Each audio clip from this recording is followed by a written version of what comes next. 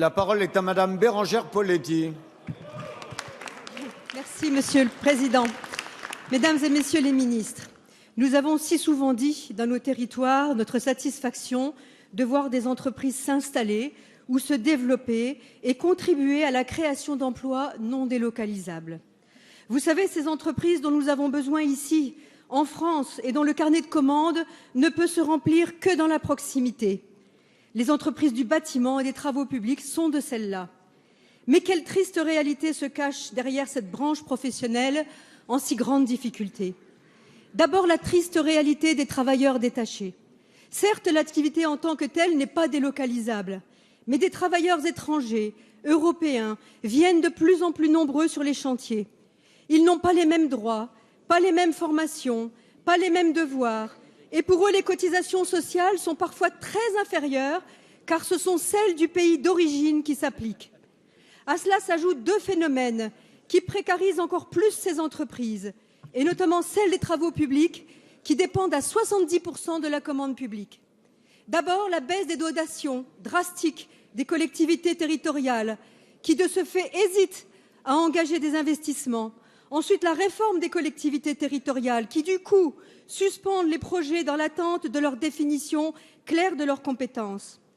Le secteur des travaux publics enregistre en Champagne-Ardenne actuellement 10 fois moins de commandes pour le moyen terme.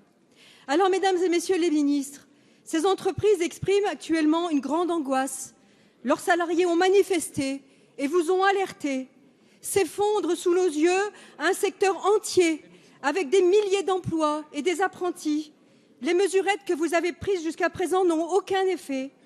Quelles sont vos orientations au niveau national pour soutenir concrètement ce secteur en danger? Et que comptez-vous faire auprès de nos partenaires européens pour sauver ces emplois en France et notamment vis-à-vis des travailleurs détachés? La parole est à Monsieur François Rebsamen, ministre du Travail, de l'Emploi, de la Formation professionnelle et du Dialogue social. Merci, Monsieur le Président, Mesdames, Messieurs les députés, Madame la députée Bérengère Poletti. Vous avez, à travers le début de votre question, évoqué un sujet qui est un sujet majeur qui concerne le respect des lois et les travailleurs détachés. Vous savez très bien, il y a en France, depuis le début des années 2000, une explosion du nombre de travailleurs détachés. Cela n'est pas en soi un problème quand il y a des travailleurs détachés qui le sont légalement. Et le problème auquel nous sommes confrontés, c'est le travail détaché illégal, non déclaré. Et c'est bien de cela, je pense, que vous vouliez évoquer. Parce que le détachement en soi de travailleurs n'est pas quelque chose de répréhensible. Il y a actuellement aujourd'hui à peu près un peu plus de 300 000 travailleurs détachés en France, comme il y a 300 000 Français qui sont des travailleurs détachés à l'étranger.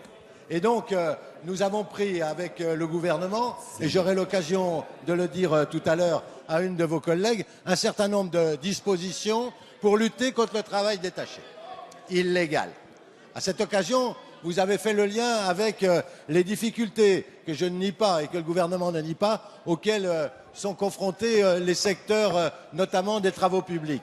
En la matière, le Premier ministre est aujourd'hui en déplacement à travers la France pour signer des contrats de plan qui, justement, répondent aux engagements que vous attendez, à savoir la nécessité de poursuivre ces investissements qui sont nécessaires à notre pays. Et moi, j'ai confiance dans la renaissance de ce secteur à travers, notamment, tous les contrats de plan qui sont aujourd'hui engagés. Merci, Monsieur le ministre.